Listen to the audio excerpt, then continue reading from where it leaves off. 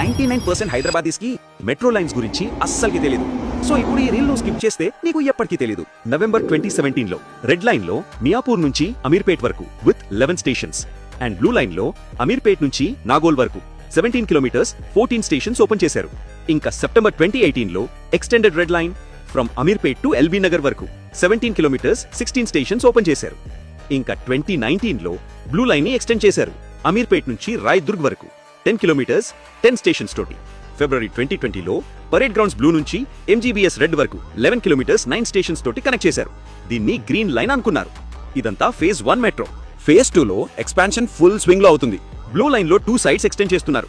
Raidurg to Neopolis 12 kilometres 10 stops and Nagole to airport 40 kilometres 9 stops. Red line లో కూడా 2 sides extend చేస్తున్నారు. మియాపూర్ నుంచి పటాన్ చెరు 13 కిలోమీటర్స్ 10 స్టాప్స్. ఎల్బీ నగర్ నుంచి Hayath Nagar 7 kilometres 6 stops. Next green line ని ఎంజీబీఎస్ రెడ్ లైన్ నుంచి రాబోయే న్యూ చంద్రయాంగుట్ట బ్లూ లైన్ కి కనెక్షన్ ప్లాన్ చేస్తున్నారు. టోటల్ ఎన్ని మెట్రో లైన్స్ ఉన్నాయో కామెంట్స్ లో చెప్పండి. చూద్దాం ఎవరు జూనియర్సో.